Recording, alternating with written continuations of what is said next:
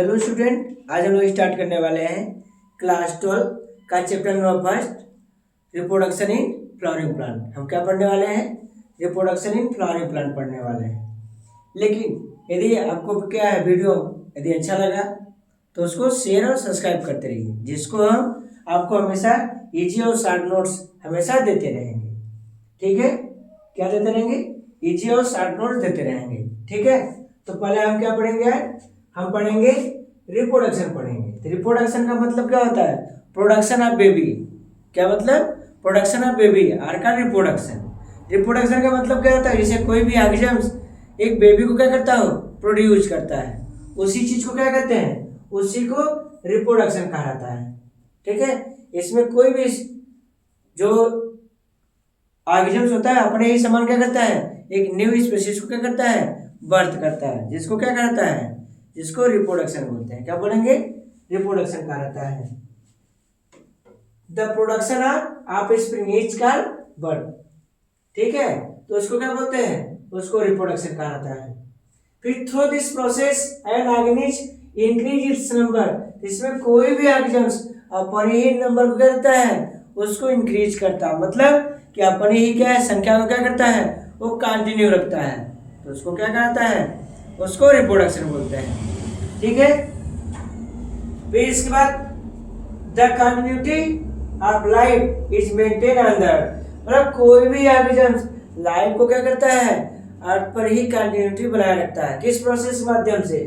Reproduction process के माध्यम से ही कोई भी ऑर्गेनिज्म क्या होता है? लगातार अपनी संख्या को धरती पे क्या होता है? वो बनाए रखता है। और रिप्रोडक्शन भी देखा जाए, रिप्रोडक्शन एक लाइफ प्रोसेस का ही क्या होता है? पार्ट्स होता है। किसका पार्ट है?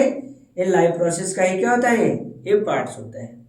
ठीक है, फिर इसके बाद an organism maintain the number of its species. मतलब कोई भी जो कास्ट होगा वो अपनी ही संख्या करते हैं, उसको बढ़ाते रहते हैं। ऐसा नहीं होता कि जैसे डॉग है तो डॉग अपनी ही संख्या को क्या करता है? इंक्रीज करता है। वो अदर जैसे गोट हो गया या एलिफेंट कर सकते हैं, फिर फैलो कर सकते हैं, काऊ, वो इनकी संख्या को इंक्रीज नहीं करता है, वो अपनी ही संख्या करता है, मेंटेन करता है। फिर इसका the transfer of genetic materials is ensure only through birth. मतलब ये कहा जाता है कि जो जेनेटिक मटेरियल हमारे पास है, जैसे हमारे पास जो डीएनए और आरएनए है, यह केवल किसके माध्यम से मेंटेन किया जा सकता है? रिप्रोडक्शन के माध्यम से। किसके माध्यम से? रिप्रोडक्शन के माध्यम से इनकी जो ट्रांसफर होता है वो क्या है? मेंटेन बनी हो पाती है, इंश्योर हो पाता है या कंफर्म हो पाता है। और किसी भी प्रोसेस के माध्यम से ये जो जेनेटिक मटेरियल ट्रांसफर नहीं होता है, बस किसके माध्यम से ट्रांसफर होगा? रिप्रोडक्शन के माध्यम से। किसके माध्यम से? रिप्रोडक्शन के माध्यम से क्या होता है? जो जेनेटिक मटेरियल है जैसे डीएनए आरएनए, ये ट्रांसफर हो पाते हैं। ठीक है, और ऐसी कोई प्रोसेस नहीं है जिसमें डीएनए आरएनए माता पिता से ट्रांसफर हो सके। तो which material are transport from parent into daughter are called genetic material. Genetic material क्या है? Which material are transport from parents into daughter, मतलब कि पेरेंट से डॉटर में कोई भी मटेरियल का ट्रांसपोर्ट होना, तो उसे क्या कहता है? उसे जेनेटिक मटेरियल बोलते हैं। क्या बोलेंगे उसको? जेनेटिक मटेरियल कहा जाता है। और जेनेटिक मटेरियल तो होते हैं डीएनए आरएनए होता है। क्या होता है? डीएनए और आरएनए होते हैं। ठीक है, तो रिप्रोडक्शन क्या होता है? तो reproduction in which process production of baby, in which process production of baby are called reproduction. Reproduction में होता क्या है? कोई भी ऑर्गेनिज्म अपनी ही तरह एक न्यू स्पीशीज का करे, प्रोड्यूस करे। ठीक है, तो उसे क्या कहा जाएगा? उसे रिप्रोडक्शन बोलेंगे। तो रिप्रोडक्शन का मतलब क्या होता है? कि when organism produce new number of units या क्या स्पीशीज कर सकते हैं या कास्ट कर सकते हैं, मतलब अपनी ही जाति को बढ़ावा देते हैं। ठीक है, फिर कर सकते हैं ऑब्जेक्टिव और रिप्रोडक्शन। तो मतलब जो रिप्रोडक्शन है उसके कुछ टर्म्स हैं, जैसे कंटिन्यूटी ऑफ स्पीशीज, अपनी ही जाति को बढ़ावा देते हैं। जैसे कोई भी स्पीशीज है वो अपनी ही संख्या को बढ़ावा देता है। ठीक है, फिर सेकेंड ऑर्गेनाइजेशन ऑफ पॉपुलेशन, वो अपनी जनसंख्या को बढ़ावा करते हैं या अपनी ही जाति को बढ़ावा देंगे। वेरिएशन, उनमें क्या जो विभिन्नताएं पाई जाती हैं, जैसे कि when organisms maintain the own numbers but it have क्या है many differentiate into own families, मतलब उनकी जो फैमिली होगा तो फैमिली में ही देखे होंगे आप कि फैमिली में उनकी जितने भी फैमिली मेंबर्स होते हैं all differentiate to each other shape size and colour. वो क्या होता है उनमें शेप हो सकता है, साइज हो सकता है, कलर, इन चीजों को क्या पाया जाता है उनमें वेरिएशन पाया जाता है, इन चीजों को उनमें अंतर्स पाए जाते हैं। क्या पाया जाएगा उनमें अंतर्स देखने को मिलता है। फिर इसके बाद continuity of life on the, मतलब वो क्या है धरती पर वो क्या करते हैं लाइफ को बनाए रखते हैं। किसको बनाए रखेंगे लाइफ को बनाए रखते हैं। किसको बनाए रखेंगे वो लाइफ को मेंटेन बनाए रखते हैं।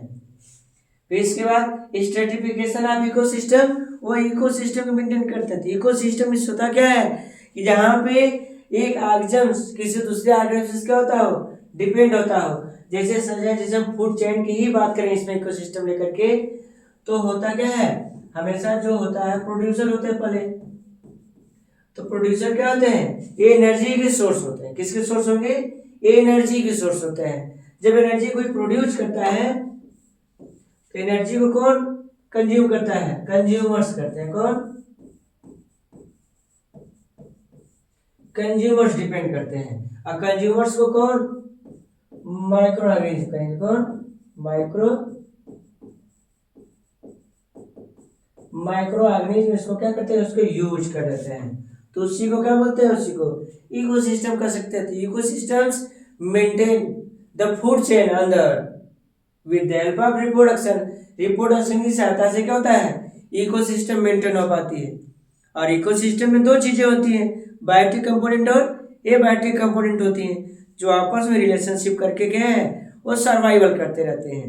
यदि इकोसिस्टम यदि कोई कंपोनेंट यदि सेपरेट हो जाए या अलग हो जाए तो उस दौरान क्या होगा इकोसिस्टम तो ब्रेक होवे करेगी, साथ साथ ये जो एटमॉस्फेरिक जो चैन है ये टूट जाएगी।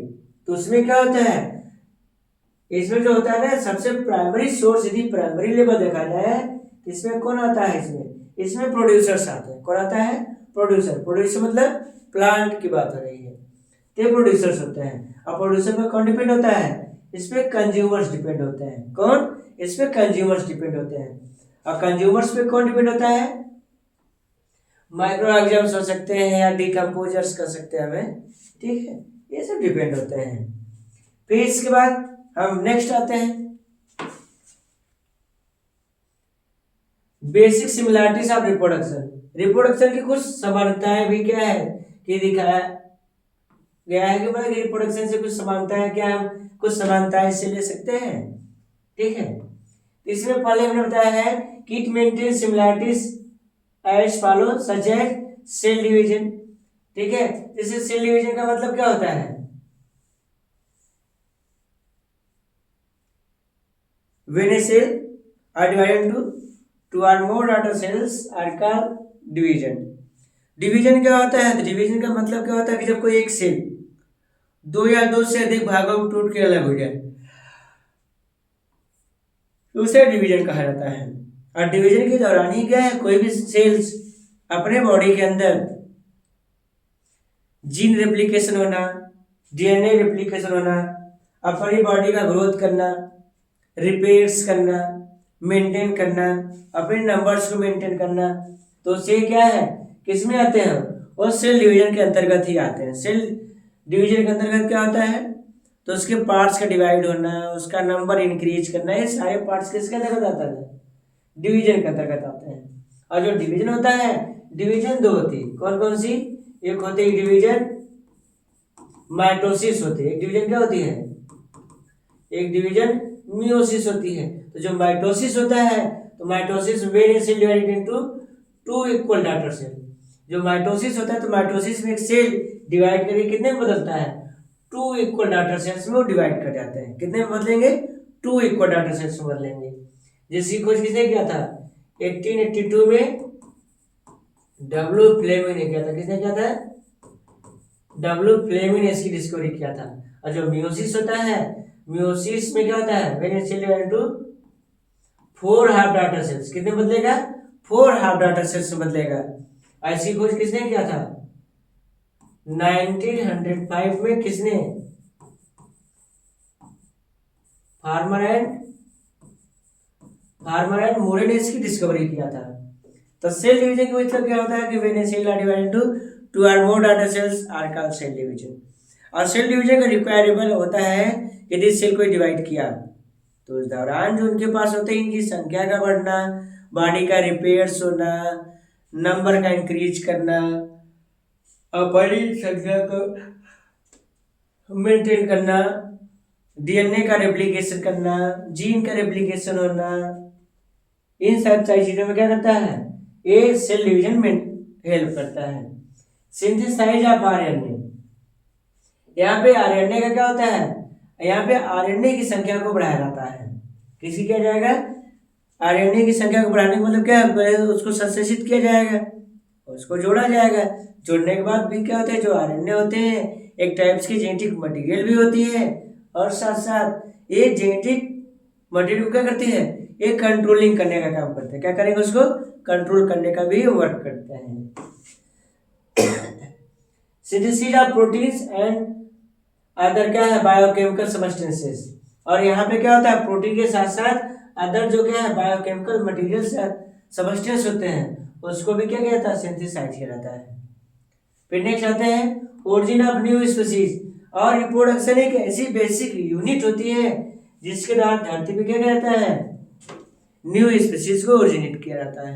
क्या करते हैं, नया ओरिजिनेट करते हैं। और हमने आपको पहले ही बता रखा है कि जो रिप्रोडक्शन होता है, रिप्रोडक्शन एक लाइफ प्रोसेस का ही क्या होता है, एक उदाहरण है या एग्जाम्पल है या उसी के पार्ट है। रिप्रोडक्शन के द्वारा किसी भी एग्जेंट्स को दर्शाया जा सकता है कि वो थिंग्स क्या है, वो लिविंग थिंग्स है। मतलब कि कोई भी एग्जेंट्स यदि रिप्रोड्यूस होगा तभी तो उसकी संख्या क्या होगी, उसकी संख्या इंक्रीज होगा। यदि वो संख्या अपना क्या रिप्रोड्यूस ना करे तो that's are threatened on the earth, उसकी संख्या क्या होगी यहाँ पे थ्रेटेन्ड होने लगेगा, मतलब विलुप्त होने लगेगा यहाँ पे, या यहाँ से घटने लगेगी। ठीक है, अब हम पढ़ने वाले हैं क्या, टाइप्स ऑफ रिप्रोडक्शन। जो रिप्रोडक्शन कितने टाइप्स होता है, रिप्रोडक्शन मेनली दो टाइप्स होते हैं। कौन कौन सा, तो रिप्रोडक्शन एक होता क्या है सेक्सुअल रिप्रोडक्शन और दूसरा क्या होता है एसेक्सुअल रिप्रोडक्शन। और यदि हम बेसिक यूनिट के हिसाब से देखा जाए तो सेक्सुअल रिप्रोडक्शन, एसेक्सुअल रिप्रोडक्शन ये मेल एनिमल्स में पाए जाते हैं। और यदि वहीं हम बात करें किसकी, वेजिटेटिव प्रोपागेशन की बात करें तो वेजिटेटिव प्रोपागेशन किससे पाया जाएगा, ये प्लांट्स में पाए जाते हैं। किससे पाए जाएंगे, ये प्लांट्स में देखने को मिलते हैं। लेकिन सबसे खास बातें हैं कि जो सेक्सुअल रिप्रोडक्शन होता है, तो सेक्सुअल रिप्रोडक्शन का मतलब क्या होता है कि in which process when the required male and female both parents and then gametes are fused and produce zygote. या हम ऐसे भी कह सकते हैं कि सेक्सुअल रिप्रोडक्शन एक ऐसी प्रोसेस होती है जहाँ पे मेल और फीमेल दोनों गैमेट की क्या होती है, जरूरत होती है। मेल और फीमेल गैमेट मतलब जैसे स्पर्म हो गया और ओवम हो गया, जब दोनों आपस में फ्यूज करते हैं तो वहाँ पे जाइगोट का फॉर्मेशन करते हैं, जिसे क्या कहा गया है, जिसे सेक्सुअल रिप्रोडक्शन कहा गया है। और सेक्सुअल रिप्रोडक्शन में या सेक्सुअल रिप्रोडक्शन होने के लिए यहाँ पे क्या होती है, गैमेट की रिक्वायर होता है और यहाँ पे फर्टिलाइजेशन प्रेजेंट होता है। ठीक है, और जो ये सेक्सुअल रिप्रोडक्शन होता है, जो क्या होगा, जो ये सेक्सुअल रिप्रोडक्शन होगा यहाँ पे क्या होता है, यहाँ पे गैमेट का रिक्वायर नहीं होता। किसका रिक्वायर नहीं होगा, यहाँ पे गैमेट के रिक्वायर नहीं होते हैं। और यहाँ पे फर्टिलाइजेशन प्रोसेस क्या होता है, absent होगा। क्या होगा, fertilisation process are absent into asexual reproduction because it's are not required to the क्या है gamete, it's required to the physical property। क्या यहाँ पे क्या होगा, जो ये सेक्सुअल रिप्रोडक्शन होगा ये यहाँ पे फिजिकल प्रॉपर्टी होगा कि एनी पार्ट्स ऑफ बॉडी, क्या एनी पार्ट्स ऑफ बॉडी, यहाँ पे बॉडी का कोई भी पार्ट्स यहाँ पे यूज किया जाएगा। और सेक्सुअल रिप्रोडक्शन में क्या होगा, सेक्सुअल रिप्रोडक्शन में गैमेट्स यूज होते हैं। क्या होंगे यूज, गैमेट्स यूज होंगे। और ये सेक्सुअल रिप्रोडक्शन क्या होगा, एनी पार्ट्स ऑफ बॉडी, यहाँ पे बॉडी का क्या होगा, कोई भी पार्ट्स यूज कर लिया जाएगा। क्या होगा, बॉडी का कोई भी पार्ट्स यूज किया जाता है। जैसे हम एनिमल्स की बात करें तो एनिमल्स का कोई बॉडी पार्ट्स यूज हो जाएगा। यदि उसी को हम सिमिलैरिटी कर दें वेजिटेटिव प्रोपागेशन के लिए, तो वेजिटेटिव प्रोपागेशन जैसे root, stem, leaf, flower, birds, ठीक है, उसका कोई भी पार्ट्स यूज हो सकता है। जैसे प्लांट हमारे पास है तो प्लांट में क्या होगा, उसका कोई भी पार्ट्स यूज कर लिया जाएगा, ठीक है।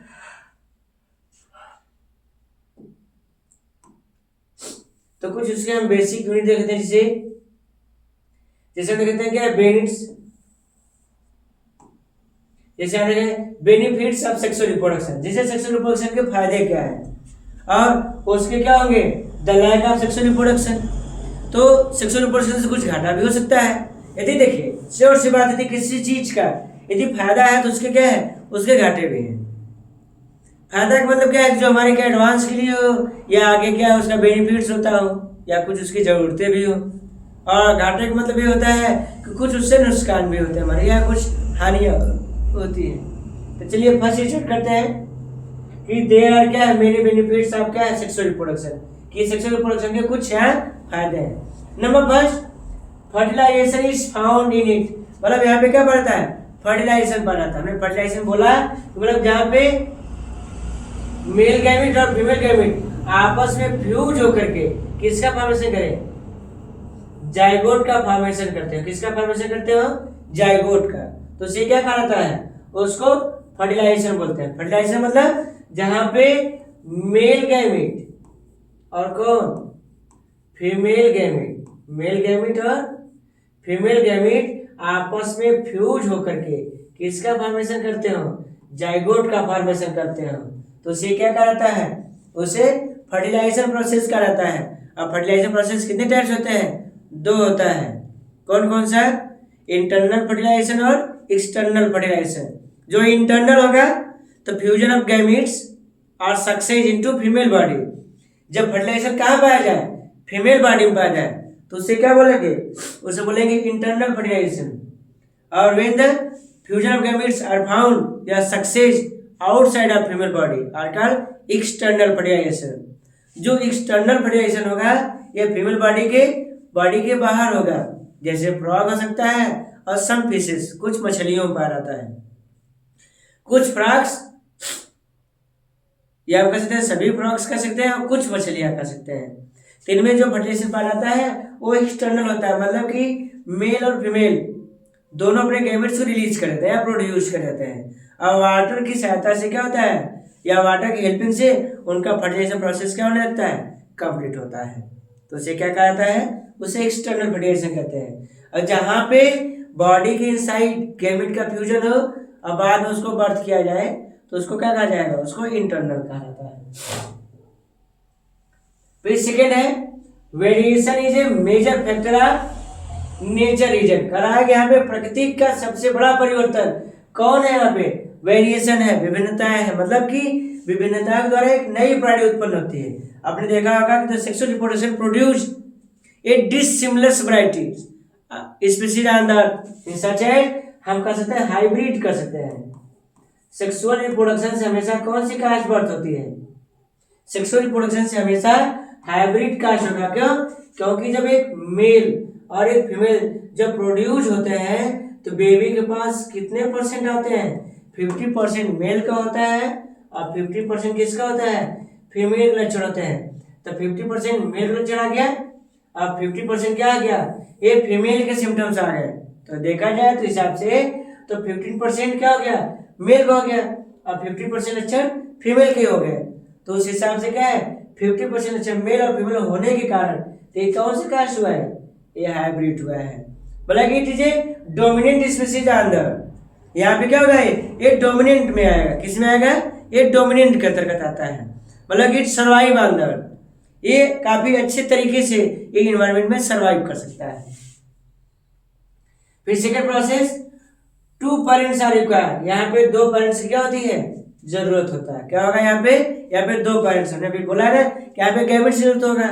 और जब गैमेट 2 चाहिए तो श्योर सी बात है हमें यहाँ पे किसकी जरूरत होगा, मेल और फीमेल दोनों की जरूरत होगा। क्या होगा, मेल और फीमेल दोनों की जरूरत होगी, ठीक है।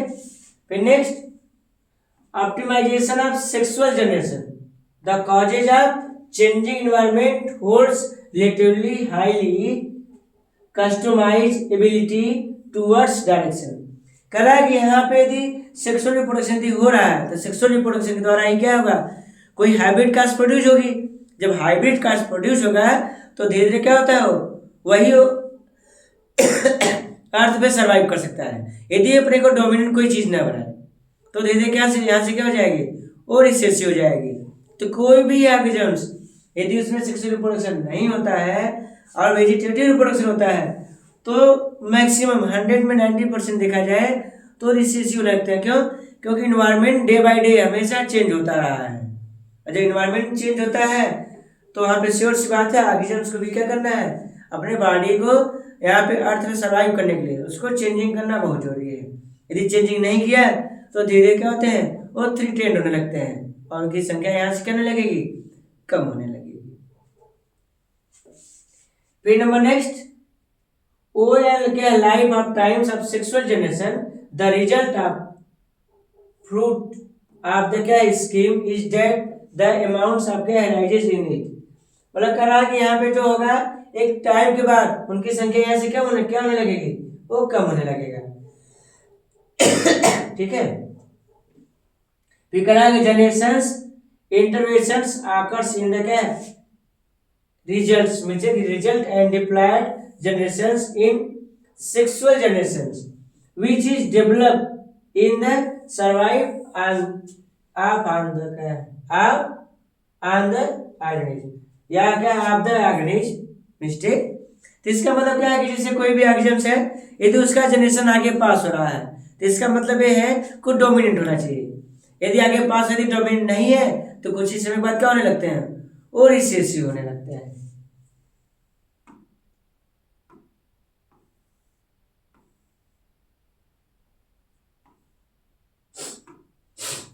फिर इसके बाद है कि लैक्स ऑफ क्या सेक्सुअल रिप्रोडक्शन। सेक्सुअल रिप्रोडक्शन से क्या होते हैं, कुछ हम हार्म्स की बात कर रहे हैं। तो हम करेंगे देयर आर एक slow process in which there is के slow process that requires more time in it. कह रहा है कि जो सेक्सुअल रिप्रोडक्शन है, सेक्सुअल रिप्रोडक्शन डन होने के लिए यहाँ पे अधिक समय की जरूरत होता है। क्यों? क्योंकि यहाँ पे फर्टिलाइजेशन प्रोसेस होना जरूरी है। फिर इसके बाद क्या होगा, तब जाके एक बेबी बर्थ होगा। या हम ऐसे कह सकते हैं यहाँ पे जब मेल और फीमेल गैमेट बनेंगे तब फर्टिलाइजेशन प्रोसेस होगा, तब जाके कंफर्मेशन होगा, इंश्योर होगा कि एक बेबी बर्थ होगा। ठीक है, या एक ऑर्गेनिज्म प्रोड्यूस किया जाएगा। It is considered to be very necessary for to lives. करा कि क्या यहाँ पे दो लोगों की क्या जरूरत होता है, मतलब यहाँ पे कोई सिंगल होकर के एक नए ऑर्गेनिज्म प्रोड्यूस नहीं कर सकेंगे। मतलब यहाँ पे कोई सिंगल बॉडी एक ऑर्गेनिज्म प्रोड्यूस नहीं कर सकता है। There is no needs to be fertilise in each situation. करा यहाँ पे क्या है कि बिना फर्टिलाइजेशन का कोई भी ऑर्गेनिज्म प्रोड्यूस नहीं हो सकता है। This is an opportunity factors. यहाँ पे करा कि मतलब यहाँ पे किसी को बढ़ावा नहीं दिया जाता है। मतलब कि श्योर सी बात है, यहाँ पे जो लक्षण पेरेंट्स में होगा वही डॉटर्स में आएंगे। ये कहा जाए यदि नए लक्षण आए तो क्या होगा, ये हाइब्रिड के लक्षण है तो इनमें हमेशा क्या होता है, इनमें हाइब्रिड्स के लक्षण आते हैं। मतलब कि वो हमेशा प्योर नहीं होंगे, वो किस कास्ट में आएंगे, वो हाइब्रिड कास्ट में आएंगे। ठीक है। फिर आते हैं क्या benefit of the asexual reproduction.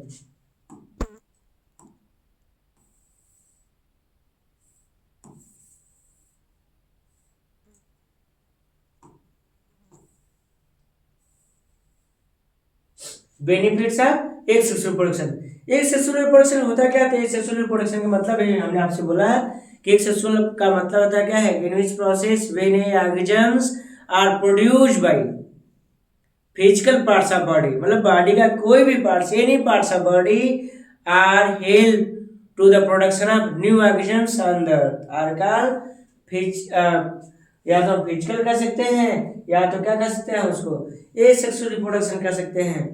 और इसमें जो नया ऑर्गेनिज्म बनेगा it equal to the parents, ये माता पिता का क्या होगा 100% इक्वल होगा। और यहाँ पे कोई भी हाइब्रिड कास्ट नहीं होगी। क्या होगी, यहाँ पे कोई भी हाइब्रिड कास्ट प्रोड्यूस नहीं होगा। यहाँ पे क्या होंगे, वो 100% में क्या होगा 100 इक्वल किसको होगा, अपने पेरेंट्स के ही इक्वल होगा।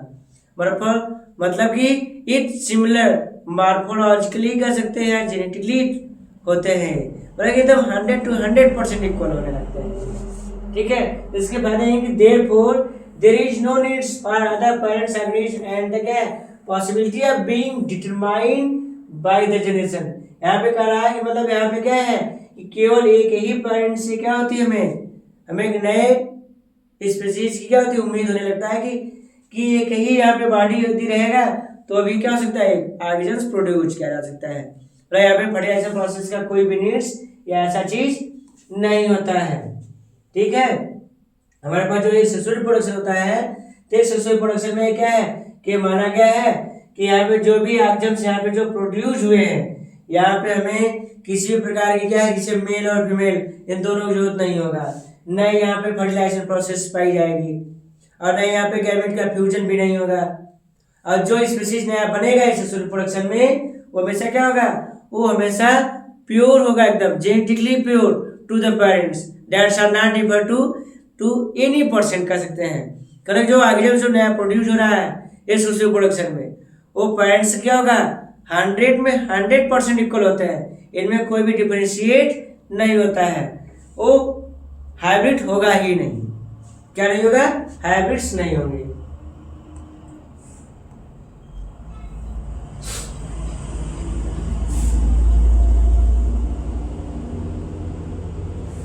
और यदि कोई भी स्पीशीज यदि हाइब्रिड ना हो, हमने आपको पहले भी समझा रखा है कि यदि कोई ऑर्गेनिज्म अपने बॉडी में यदि चेंजेस नहीं लेके आएगा तो यहाँ से क्या हो जाएंगे, वो थ्रेटेंड स्पीशीज हो जाएंगे, या उन्हें इंडेमिक स्पीशीज के अंतर्गत रखा जाता है। किसके अंतर्गत, इंडेमिक स्पीशीज के अंतर्गत उनको रखा जाएगा। मतलब उनकी संख्या क्या होने लगेगी, धीरे धीरे उनकी संख्या कम होने लगेगी। तो उन्हें किस चीज की जरूरत रिक्वायरेबल होता है, तो उन्हें जरूरत है किसकी, अपने बॉडी में चेंज करने की जरूरत है, या उनके बॉडी में वेरिएशन होना बहुत जरूरी है। यदि वेरिएशन हुआ तब उनकी संख्या इंक्रीज होगा, यदि वेरिएशन नहीं होगा ना तो after some times they are destroyed by the environments and it's reduced in its number, या they lost all number on the earth, मतलब अपनी संख्या क्या करने लगेंगे, अब वो खोने लगेंगे। तो उन्हें बहुत जरूरी है कि अपने बॉडी में क्या करें, वो चेंजेस करें और इसके बाद अपनी संख्या को बढ़ाते रहें। यदि भी संख्या को नहीं बढ़ाएंगे तो थ्रेटेंड होने लगते हैं और धीरे धीरे उनकी संख्या क्या होने लगेगी, यहाँ पे कम होती चली जाएगी। ठीक है, तो यहाँ पे यही समझाया गया है कि सेक्सुअल रिप्रोडक्शन की घाटी यही है कि यदि अपनी संख्या में यदि परिवर्तन नहीं लाता है तो उनमें क्या होने लगेगा, यहाँ वेरिएशन नहीं लाता है तो उसकी संख्या यहाँ से क्या होने लगेगी, यहाँ से उसकी संख्या कम होने लगेगी। क्या होने लगेगी, उनकी संख्या कम होने लगती है।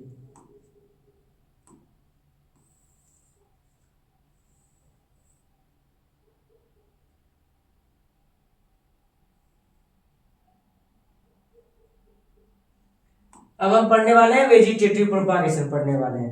सबसे खास बातें हैं, हमने आपसे भी बोला कि सेक्सुअल रिप्रोडक्शन होने के लिए क्या होने के लिए, सेक्सुअल रिप्रोडक्शन होने के लिए किसकी जरूरत होता है, गैमेट की जरूरत होता है। ठीक है, और ए सेक्सुअल के लिए अभी हमने बोला आपसे कि फिजिकल प्रॉपर्टी होना जरूरी है, किसका, फिजिकल पार्ट का, लेकिन उस फिजिकल पार्ट में क्या होना जरूरी है,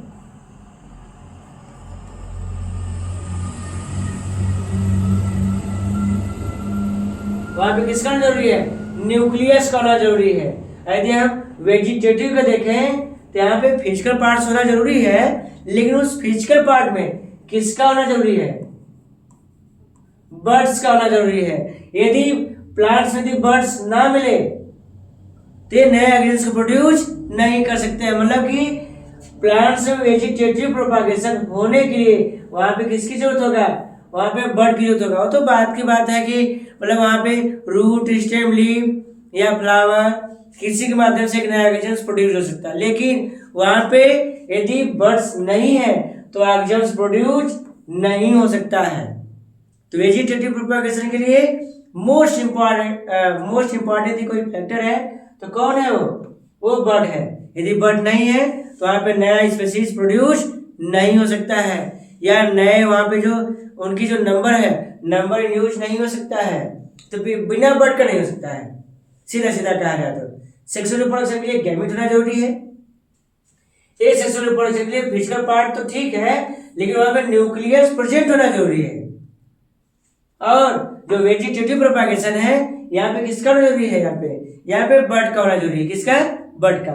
जैसे मैं सेक्सुअल रिप्रोडक्शन की बात करें तो एक सवाल आता है कि न्यूक्लियस तो सब में होना जरूरी है, ठीक है, न्यूक्लियस सब में होना जरूरी है, लेकिन ये सेक्सुअल रिप्रोडक्शन जो होता है, जैसे हम बात करें, जैसे अमीबा की बात करें, पैरामीशियम की बात करें, यूग्लिना की बात करें, तो ये प्राणी क्या होते हैं? ये प्राणी तो यूनिसेलुलर होगा।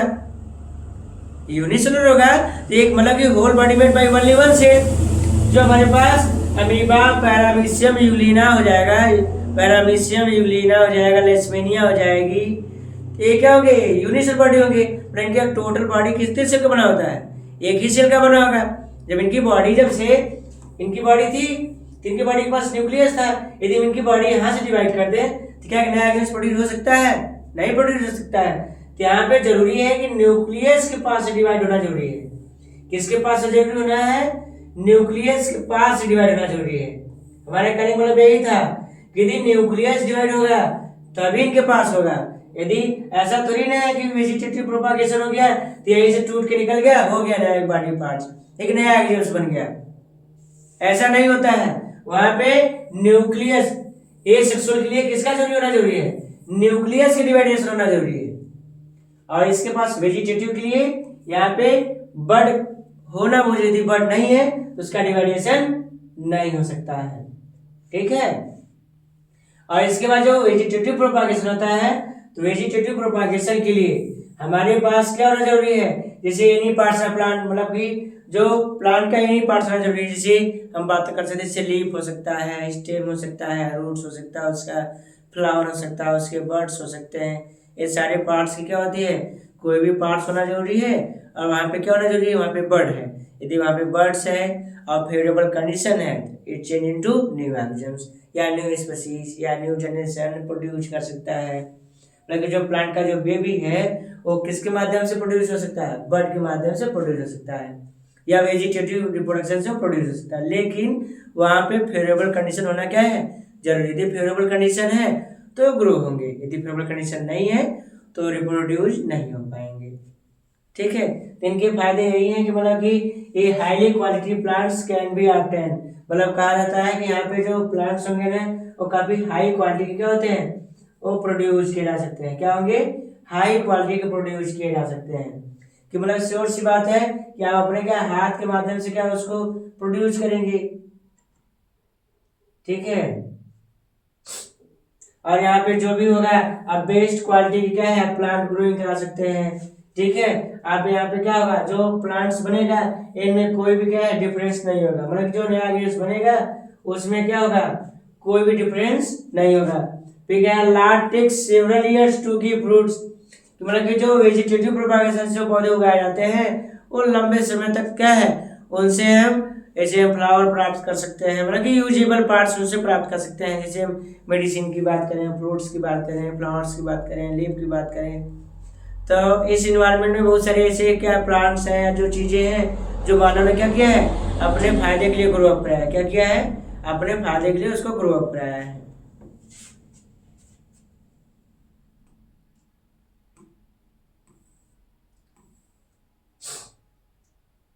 फिर इसका अर्थ क्या है? लॉस ऑफ वेजिटेटिव प्रोपागेशन, ठीक है।